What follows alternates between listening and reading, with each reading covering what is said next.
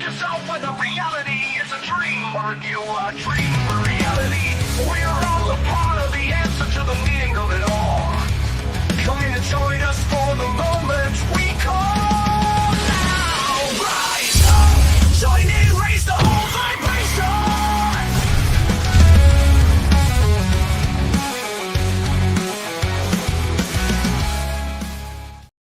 Yes, welcome to the live stream of consciousness. Surprise! It's a Friday. It's not a Thursday. I know I'm usually live on Thursdays, but I've decided through amazing circumstances I'm recording an episode for Thursday, but I decided to do it live and share it with you guys because I'm just really excited about it. Energetically, I think it's going to be an important one. My guest is a humanitarian of unimagined proportions. I mean, I've been doing a little bit of research about his accomplishments and the things that he's involved in.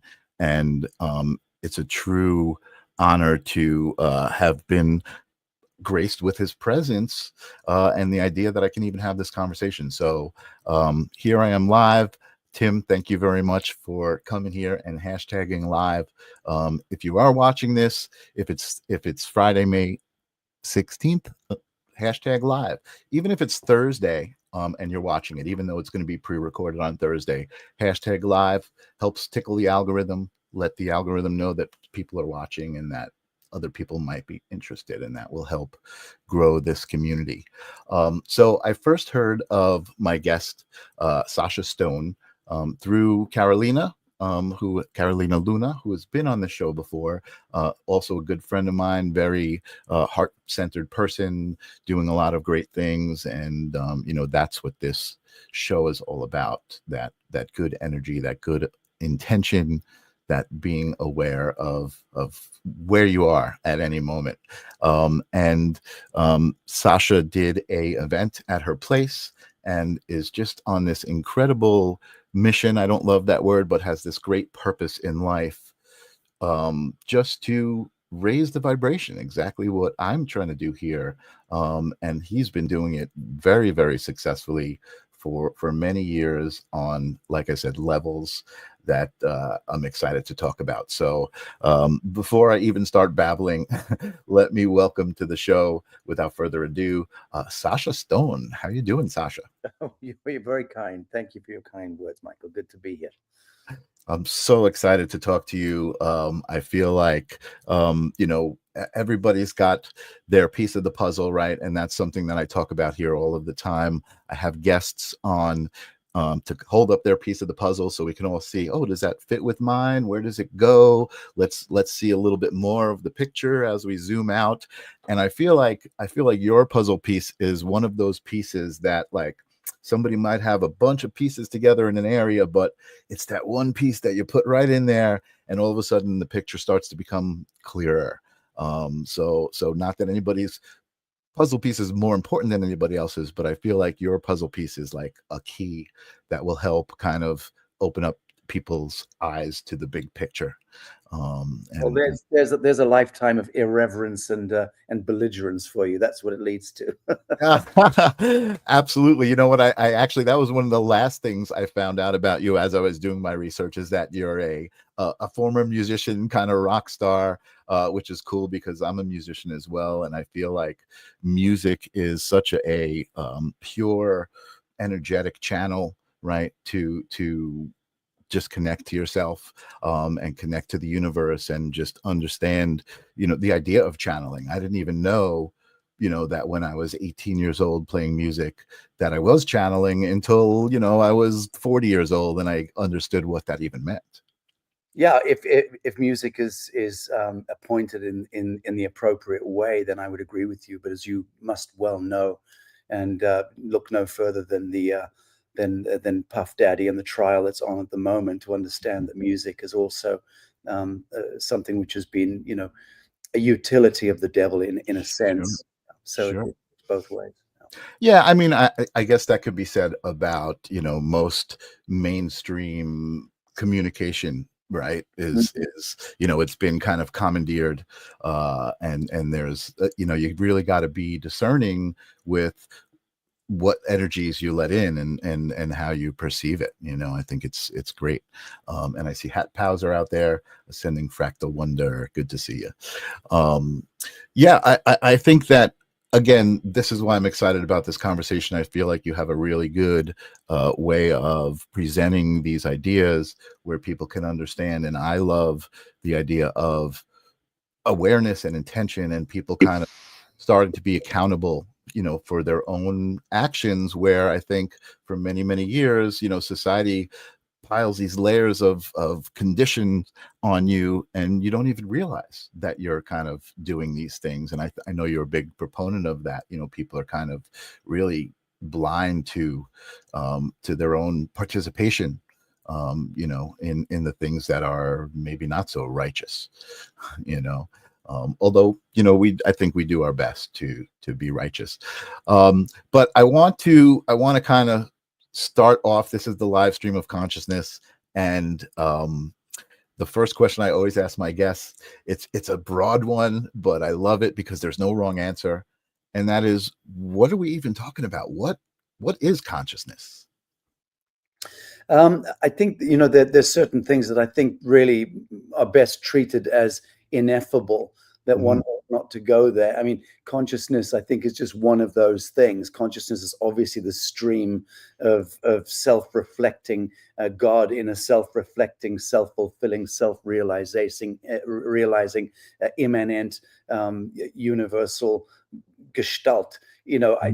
We could really twist and turn it any way we like to, but consciousness is, in that sense, the all. The fun bit is understanding that consciousness exists in rocks, in granite, and in vegetables and in plants. We now know that scientifically. It's forensically evidenced, that plants have consciousness and that stone has consciousness, and certainly diamonds and crystal, silica, the entire planet, if you look at the inner workings of this planet, is a colossal fractal and dielectric paramagnetic capacitor of God force and of eternal witness. So we can talk about consciousness in almost any direction and make a very valid argument for it being what it is, a self-realizing, self-fulfilling, self-existing principle. Sacha, I love that answer. I love the idea that, you're like, well, wait a second, it's ineffable, like, how do you want me to answer that question? And I mean, again, that's as valid as anybody trying to kind of take their perception and put it into a definition, right? And so I love that answer, and I agree with it, and I do think it's a part of the big answer. That's awesome. So the next question that I usually ask my guests is, if you have a specific moment, and I don't know if you do, but you've been doing this for so long, or a story that you can share where it was like that realization. Okay, I was born as a 3D, entity, but there's more to it than just this meat suit kind of part of me. Is there a moment that you can remember that, that kind of became clear, or did it just always feel that way to you? It's a difficult one for me because my childhood was not a fun childhood.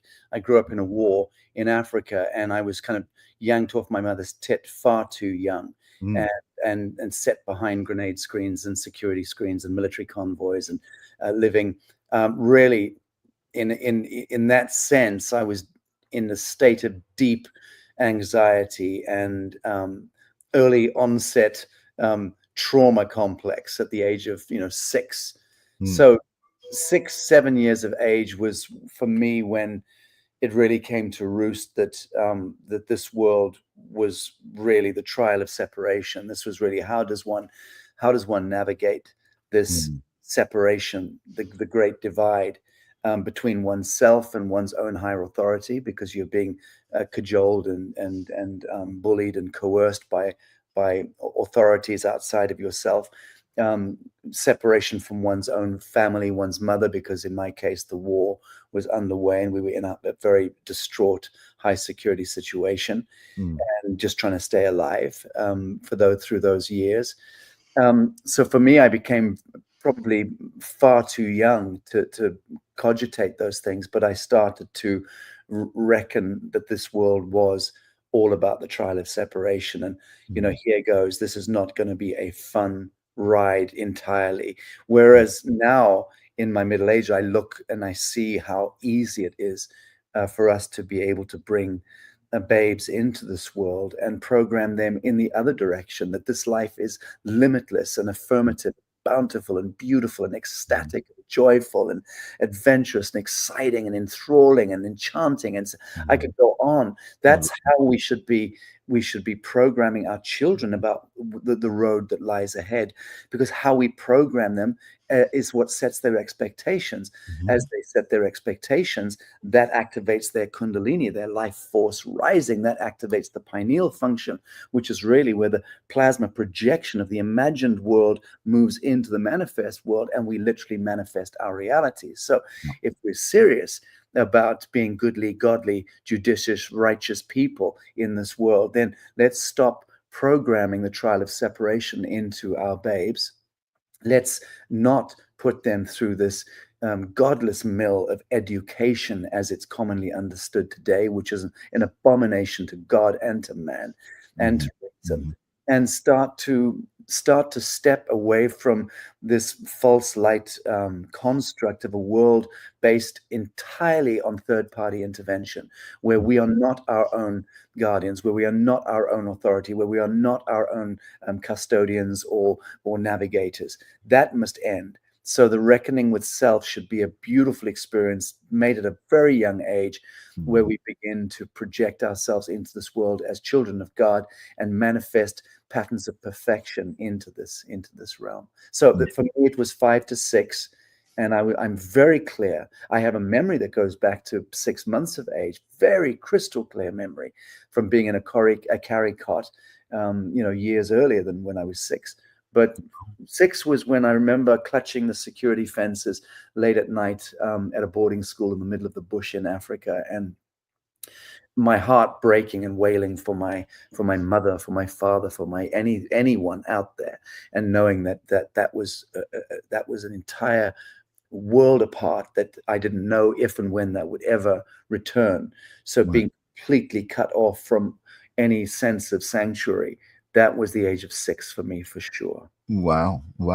And was there any sort of I don't know if the right tool is the right word, or how did you deal with that? Like, in other words, like, did you bring yourself out of body to to kind of cope with that? I mean, at 6 you realized that there was this separation. So what was that like?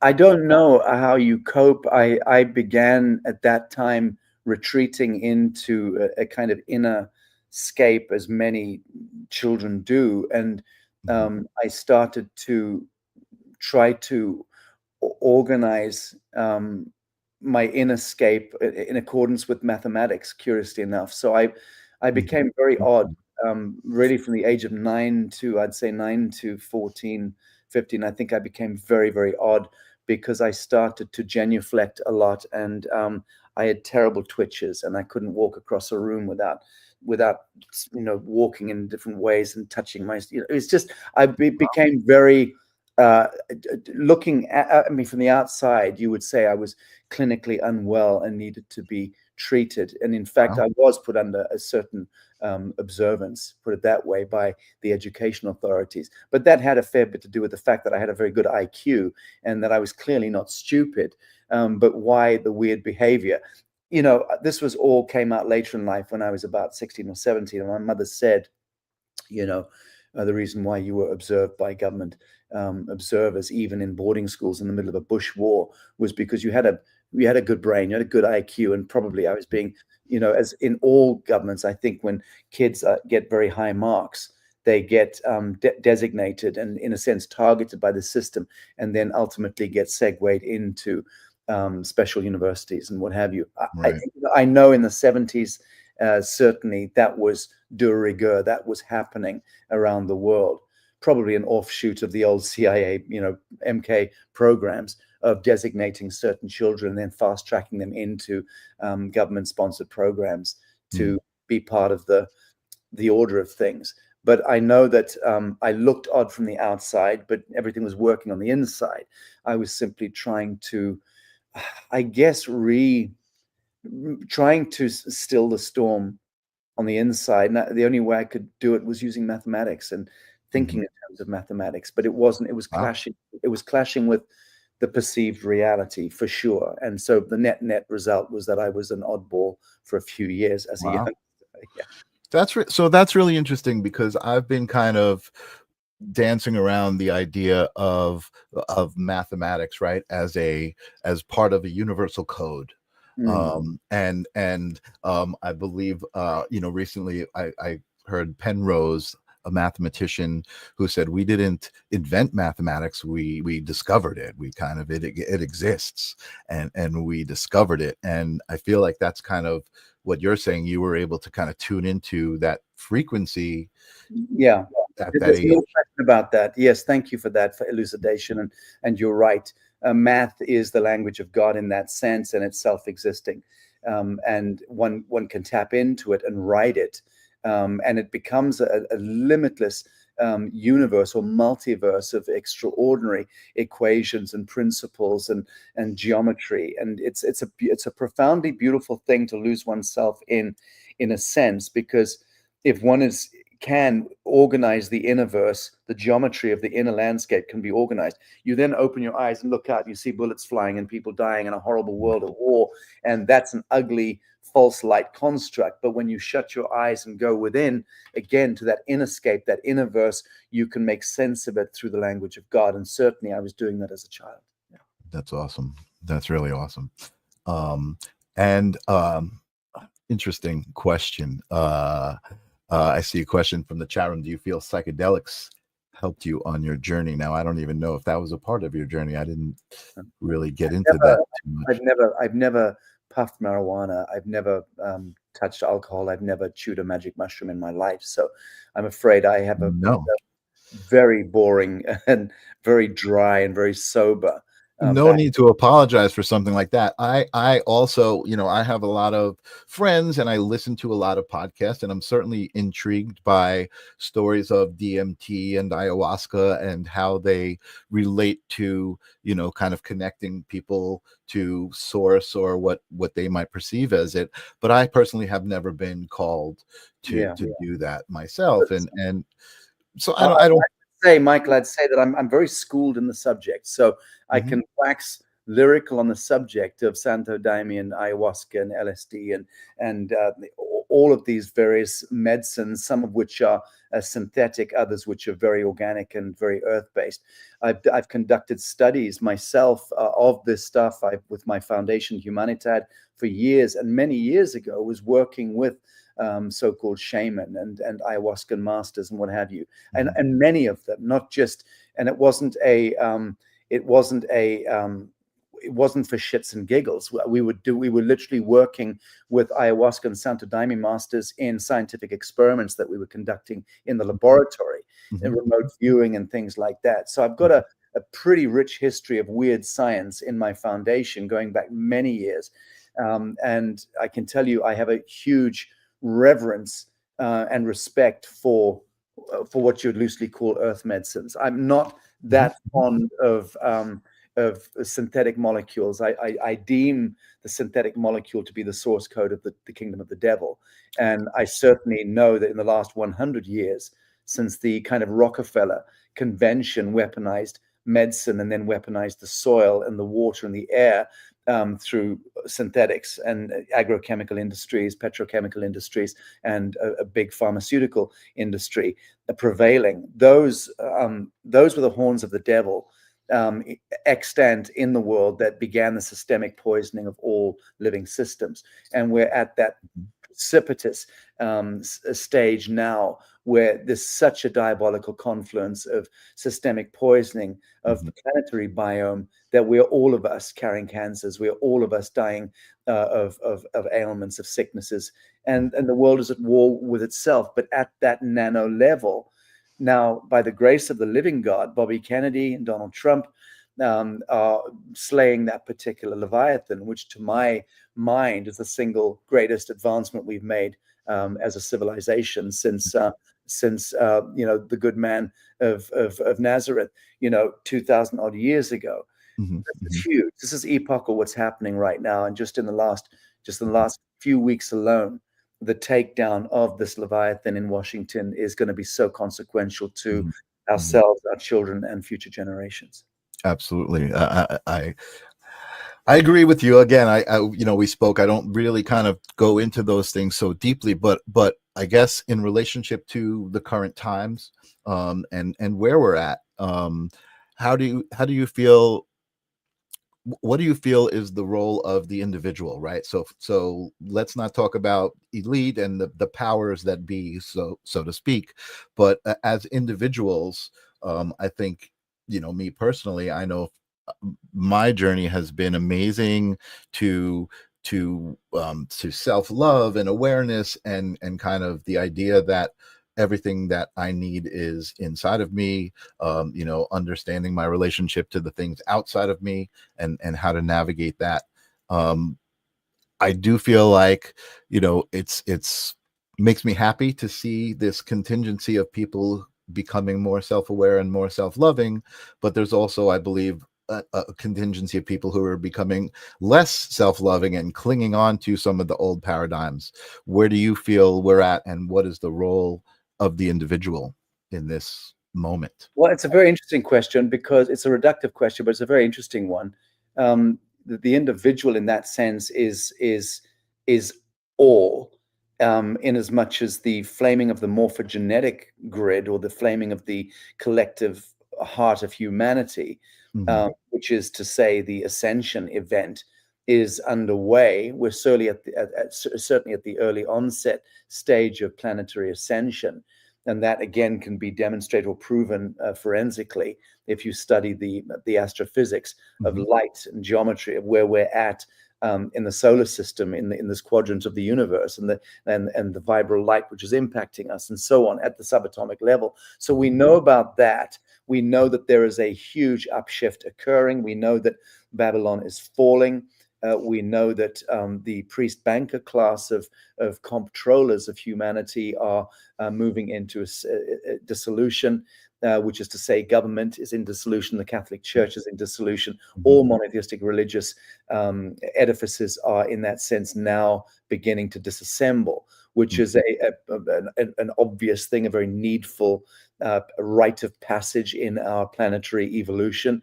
That's all underway. You asked the question, where is the individual in all of that? Hmm. Well, without the activated or actualized individuals in our midst, none of that would be happening. Hmm. And you cannot be an actualized individual if you've got one foot in the door of mistruth and you're still dealing in half truths.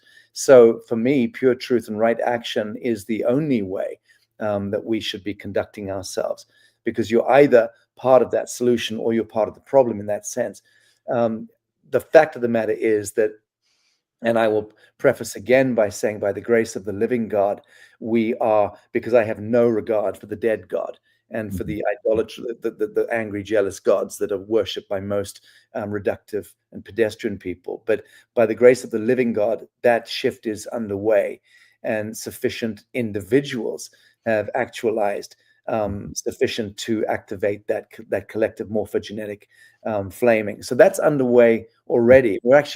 We're seeing it on almost on a weekly and daily basis right now. But that's Hmm. what this year 2025 was ever prophesied to represent. Hmm. It is the shift point and the axis point in that sense. I just urge people to have the courage to enter pure truth and not partial truth, because Right. partial truth becomes very inconsequential Hmm. at a given point.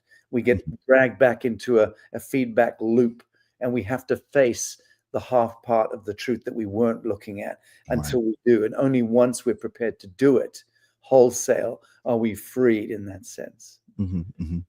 Yeah, yeah. And when you say that, it makes me feel very guilty, because I, in a way, right? I mean, I also feel very aware and empowered by that, because I feel like, I exist in a certain comfort zone. You know what I mean? And I think most people do. Yeah, And I think you don't grow in a comfort zone, right? You grow when you're pushing yourself, or right on the edge of that comfort zone, is where you're going to grow and expand. And I see some comments here. Clue Christine says, I'm in wonderment of our most beautiful future with these chains off of humanity. And that's the philosophy and what I like to subscribe to as well, seeing this in a beautiful light, where you can also see it in historically, like it's kind of scary right now, right? There's a lot of things going down. You talk about this crumbling of these institutions that have been around for all of our lives, that we're used to those kind of being almost the foundations. So our foundations are being torn out from underneath us now. Again, I like to see that in, okay, it's an opportunity for a new fresh start, because I think we obviously need it. It's like you said, we've been kind of under this diabolical lore for a long time. And so again, one of the things that we were talking about before we went live, is that I really admire about you is you're not just out there preaching fear, saying all of these things that they're doing against you. You're actually doing something about it. So let's talk about that. Let's talk about the future that you see and how you would like to kind of be an active part of it, right? And have all of us be an active part of it. So without wanting to sound pedantic, in order to be any kind of change and of any real relevancy, we have to unpeg ourselves from the notion of the future. The future is a nonsense, and always was a nonsense, just as the past cripples us with distortions and unrealized potentials. So we have to begin to collect our sanity and our reason into the living, immanent moment, which is the here and now, the living testament, the living witness, the I am. We all pretend at that with our mystical notions in our religious beliefs and what have you. But how many of us live in that way and really bring everything and pass everything back to here and now, the living moment? How can I be of relevancy, of consequence? Making plans for the future doesn't matter.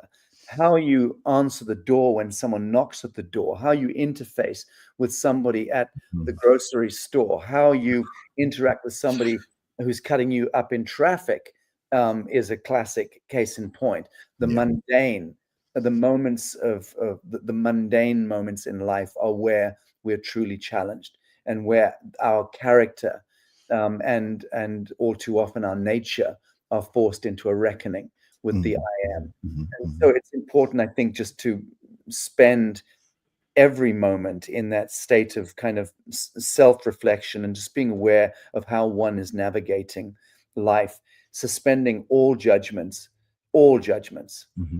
summarily, is crucial to enlightenment. There is no possibility of firing up higher chains of synapses in your mind unless you are prepared to suspend judgment. Withdraw all judgment and begin to see that everything that manifests in your life is manifesting as a divinely anointed and divinely appointed geometry in diametric proportion to the degree to which you are calling for that geometry to emerge. So I am the progenitor, I am the creator, I am the witness, I am the navigator, I am the lead man, I am the conductor of the symphony. When one takes that kind of responsibility of one's theater, one's theatrical production in life, and then owns it fully, you then return to innocence, and you flame the heart, and you become telepathically and psionically connected with the greater universal mind, whereupon you don't need to read books to get stimulus. You don't need to have thousands of conversations with random people in order to learn. The wisdom flame is the Akashic field, is the universal field that you tap into. I've not read a book in 25 years. Wow. I refuse to read books. I will not read any books. I stopped reading in 1997, 98. So that's longer than 25 years ago. Wow. I read a single book in that time. And I don't want to read books. I want to increasingly dial my the perspicacity of this mind.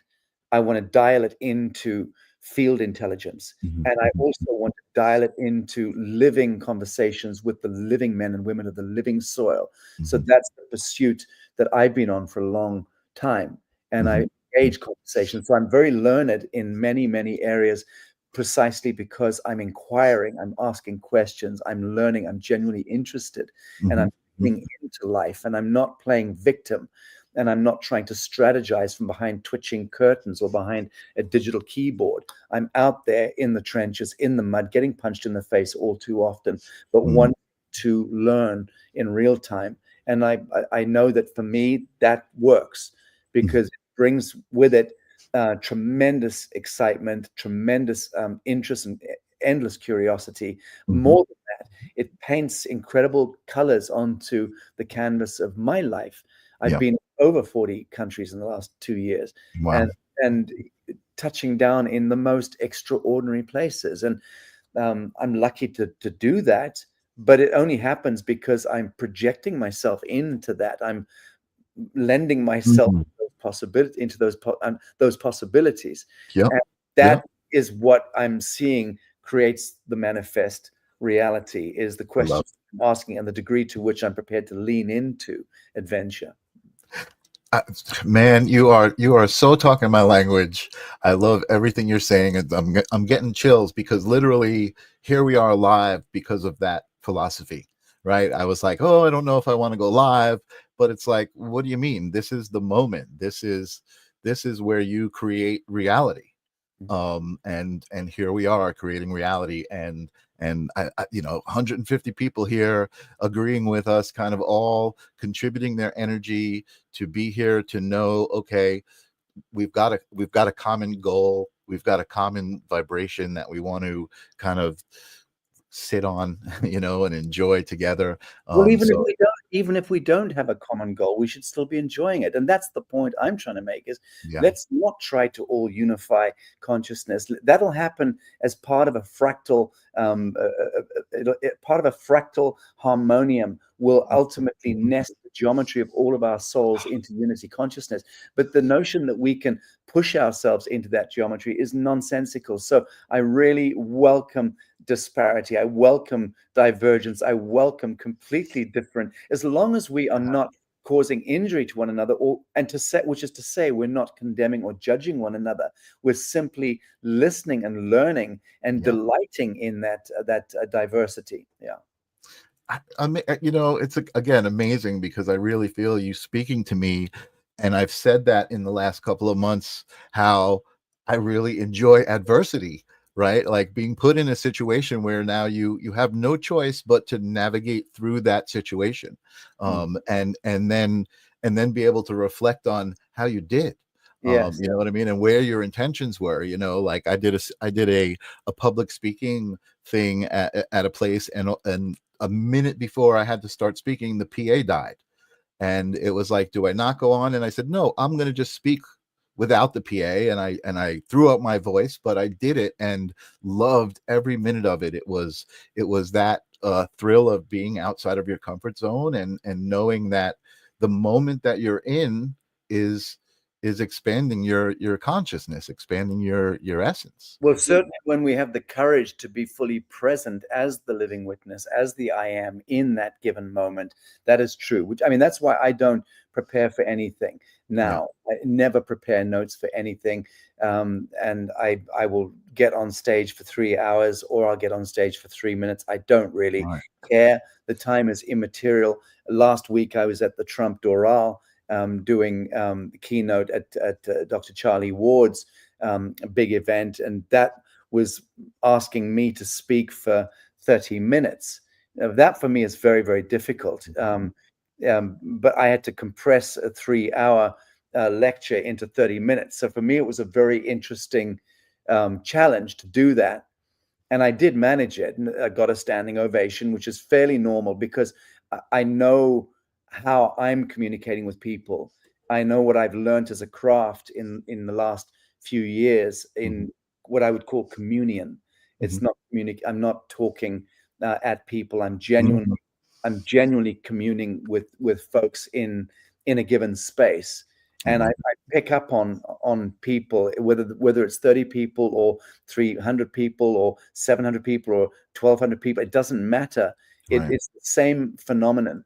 But I agree with you. If you just have the courage to be fully present, that courage is what grants permissions for the opening of the conduit to source. And source will always, in that sense, shine on you, and spirit will move through you, and you'll speak. And the more you present yourself on that cliff's edge of uncertainty in public speaking, I've learned, the more that the graces catch you and just slip into your soul, and you can just wax lyrical in ways that you couldn't imagine. But when you're sitting trying to craft and calculate and plan what you're going to say, how you're going to say it, and the cadence of your speech, I see people doing that. Even now when I'm doing conferences, I look at other speakers and I see them at breakfast in the hotel absolutely shitting themselves, and I know what they're going through. And I see, fervently writing notes, and you can see their mouths moving because they're trying to formulate that first opening gambit. When the timing and I think you guys, you're making the biggest mistake. You should literally present yourself naked there, look at the people, beam a smile, and then stream consciousness. And you know what? If you can't parachute in and just stream consciousness, you ought not to be public speaking, as far as I'm concerned. I love that, and you couldn't have given me a better endorsement for my show. That's why this is called the live stream of consciousness. I am a guy who I'm a photographer, I'm a videographer, like a production guy, and I never, ever, ever expected to be in front of the camera here talking to people like this, especially on this level. Sacha, you are so freaking articulate, and it's such a pleasure to talk to you. You're such an inspiration to me for what I'm doing, because I feel the importance of that, what you just said, connecting, communion, not communication, but communion. I love the idea that, in the past couple of years, I've been in the supermarket, and in an instant, I felt my reflection in every person around me. I knew I was every person around me for that flash of a moment, and experiencing those kinds of things, I feel like that's what's allowing me to relate to you and where you've been. And again, it's just such an honor to be having this conversation. So moving forward, I know you don't like to talk about the future, and that was a great thing you said. But okay, so in this moment, you are kind of creating opportunity for people to kind of join you in this accountability, right? And making these choices that are would seem really like difficult, but they're not, like choices to escape the matrix or get out of the system and go live on a farm and grow potatoes, right? It's more sophisticated than that. It's a universe of sophistication beyond that. Okay. It's gentler than the lightest whisper you ever heard. At the same time, it's just about presence and being. And if you are present with your being at any vector of time or reality, you can observe the abject chaos out there of government, of society, of civilization. And you need to remedy that. We need to remedy that, unless we want to be a part of that false light realm.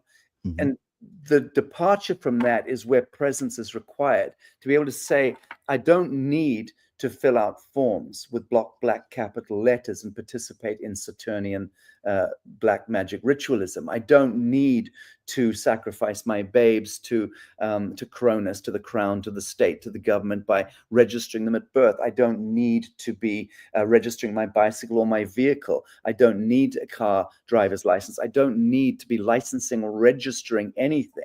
To register is to offer up to Regis, to Rex the king, to literally offer up. And so as we have systemically surrendered all of our natural born rights and privileges as children of God. We have literally granted all permissions to Cronus, the crown, the state, as the third party intervener, the interloper, the intercessionary. And we have granted permissions for that third party intervention to literally steal our children from us under color of being a child protection agency, which is a trafficking entity. So these are the things that we need to look at and see in broad daylight if indeed we're serious about presence, being present and being in truth.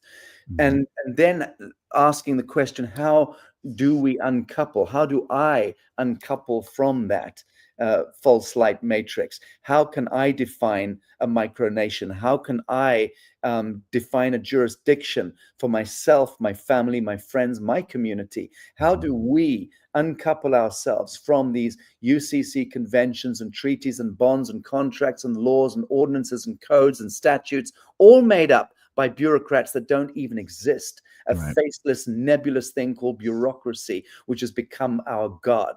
Well, that is an insane asylum that I've just described. My world of the new earth is not. It's where we go to land and we reconvene relationship between the sons and daughters of God and the living soil, where we cleanse the air, the water, and the soil using phase conjugate technologies and all sorts of microbiological formulas, algae.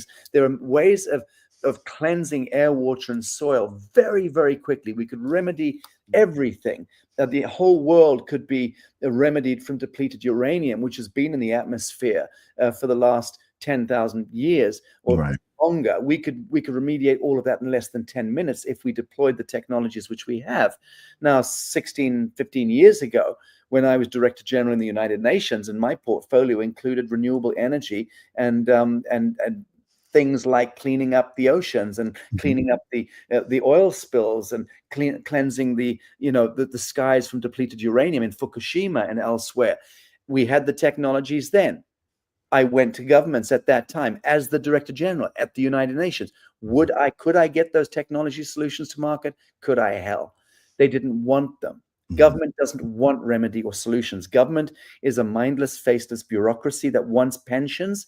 It wants to be able to feast on the harvest of humanity because that's how it keeps going. The wheels keep moving. So the new earth, Michael, is an entire full spectrum conscious detachment from that insane asylum.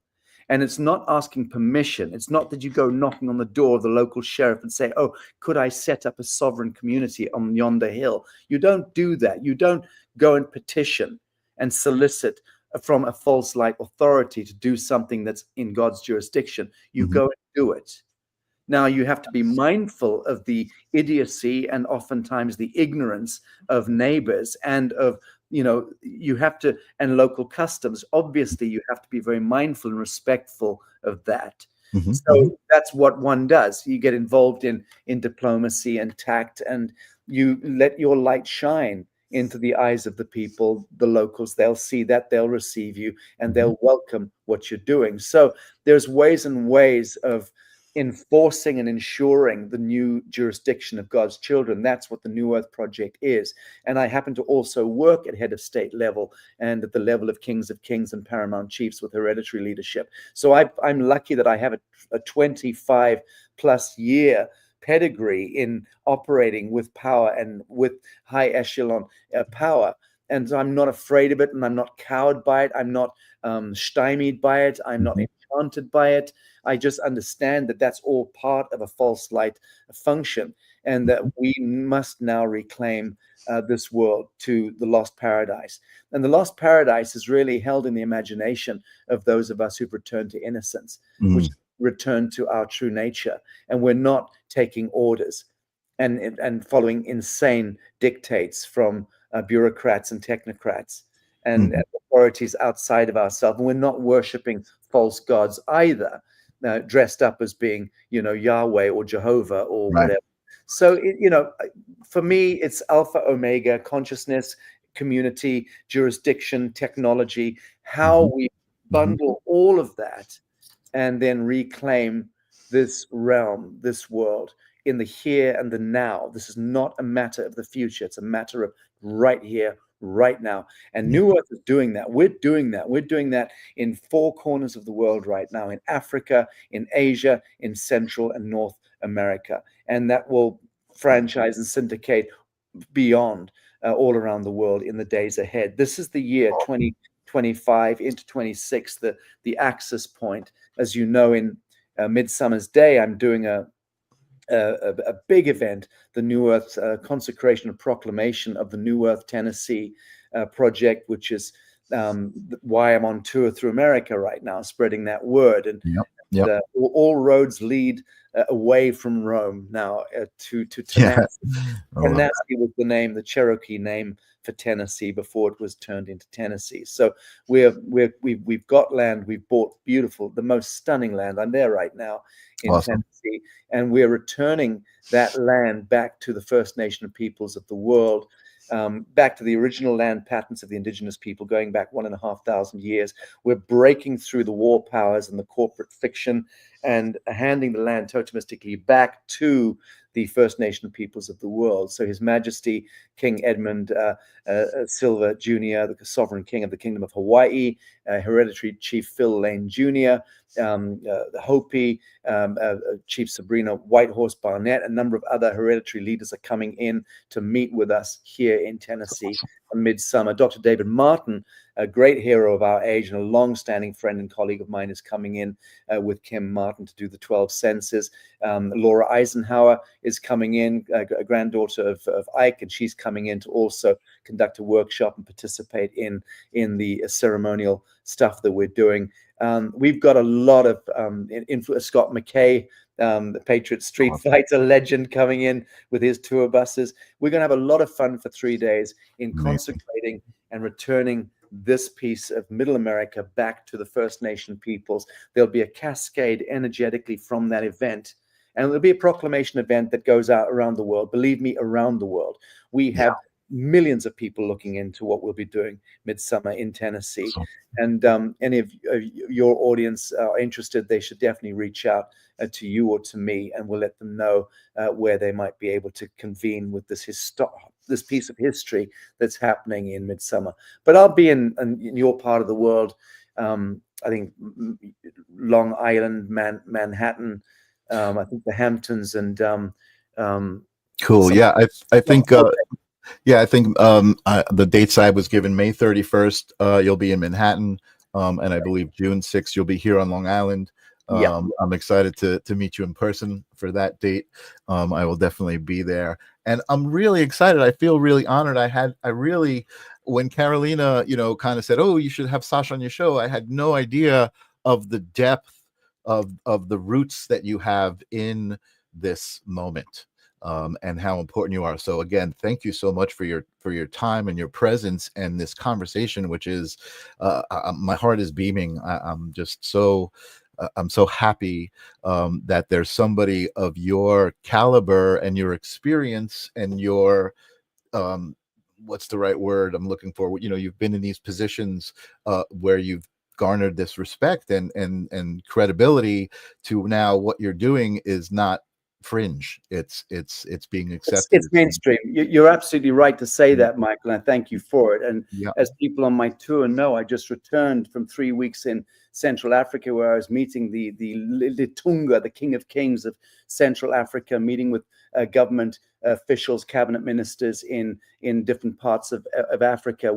I don't want to say where right now because it's politically very sensitive, but I'm working at very high level in Africa right now to establish the first ever nation that will be birthed as an act of peace, not as an act of war. So New Earth Nation proper is going to be birthed in Africa. It's with very considerable land holdings, and it will be emerging as an act of peace, treated by multilateral treaty, and then forced onto the General Assembly floor at the United Nations. So of course, I know how to navigate those spaces.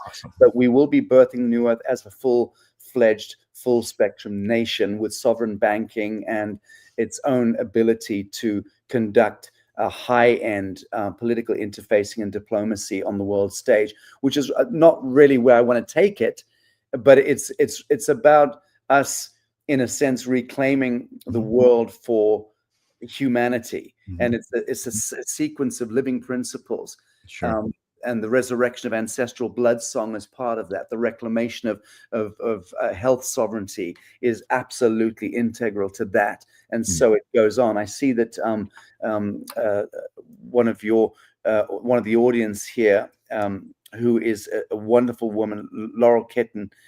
Please, you must contact me. She's somebody I'm looking forward to speaking to, and she just corrected me and Oh, saying that Laura Eisenhower's the granddaughter of President Eisenhower, not Ike. Correct. I didn't mean that. I was trying to get to that. Thank you for the correction. So Laura is the granddaughter of President Eisenhower, wow. and will be coming in to the event as well. So Awesome. it's going to be a pretty historic piece. We're running a 3-day retreat. There's a full 2 days of workshop, then eighth fire ceremony conducted on the evening of the 20th at a big ceremonial ground, which we're preparing in the land that we purchased, and we'll be handing over to the First Nation peoples of the world. And then King Edmund and Chief Phil and the other elders and leaders will be making proclamation on the 21st, which is Midsummer's Day proper. And that's going to be a live stream broadcast to the world. But the people in attendance, we anticipate anything up to 300-400 people. They will be absolutely witnessing a piece of history in the heart of Middle America. And Awesome. I love it. I feel it. I totally feel it. Like I said, I feel like I had no idea what I was stepping into with this opportunity to speak to you. And now I'm so excited to dig into all of the information on New Earth, which I was starting to look at today. And I know me and my partner, my girl, we're like, where can we go? Like, where do we go to live the way we want to live? And this sounds like the utopia. And I also love that you're like, yeah, I'm not really interested in being a nation and all of this official stuff, but understanding kind of the importance of gathering those numbers and gathering that credibility just by being, just by existing. It will be obvious what you're doing, I think, and energetically, well, yes, and one has to be guarded against interposition. So, you want to claim jurisdiction and have a no-fly over zone and be protected by international law and by multilateral treaties. That, for me, is easy to knock together. And we're in the process of doing that right now. I will expect to have announcements later this year, certainly no later than the first quarter of next year on that. But just envision a nation that is birthed with a perfect circle as its border, no straight lines. It's representing the emergence of the feminine. So It's cool. the square, and it's the first nation on earth ever constituted as an act of peace, not as an act of war. That is how we turn the circle, turn the wheel in the other direction. God bless you, Sacha. That is just phenomenal to hear, to be in the presence of. I feel like it's big. I'm vibrating.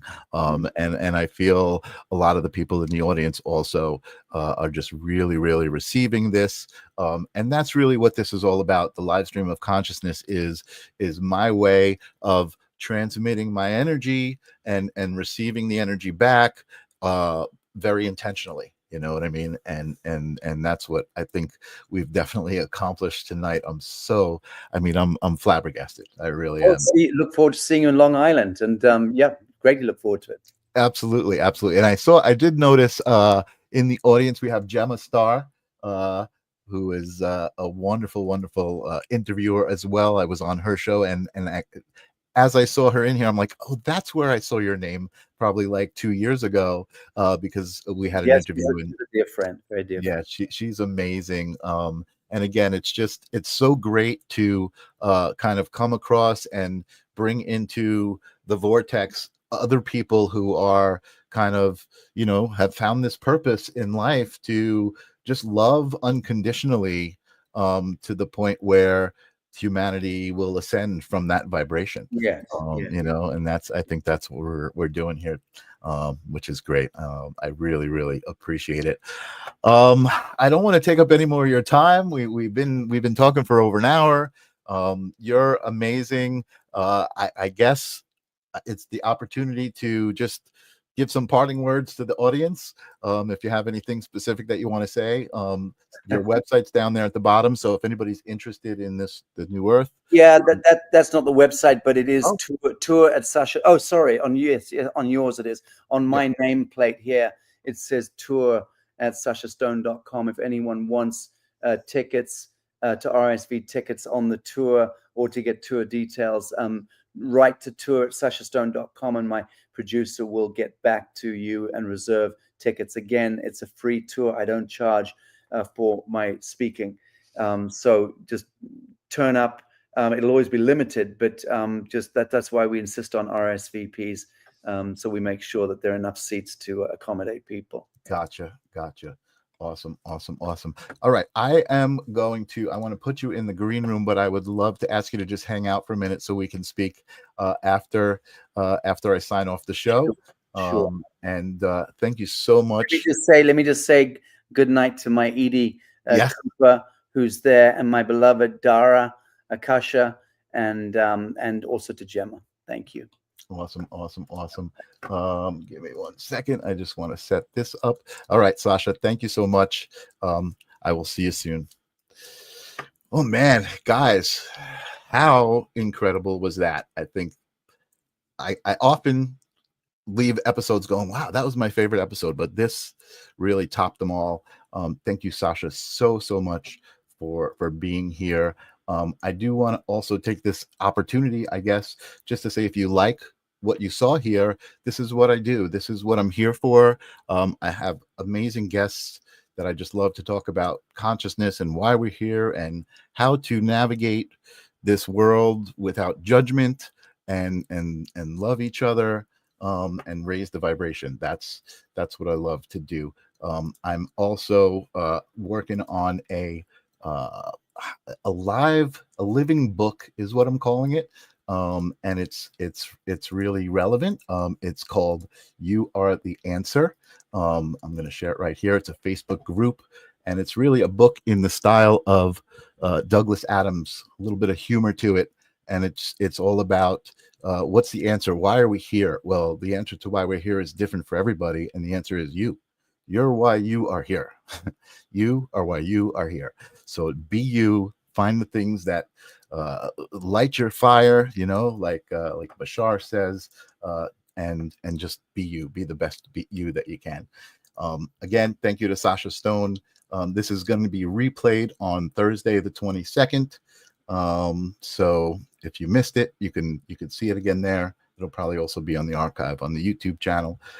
Until next week, I will see you guys. Peace. This is the theme song for the live stream of consciousness. You gotta ask yourself whether reality is a dream or you are dreaming.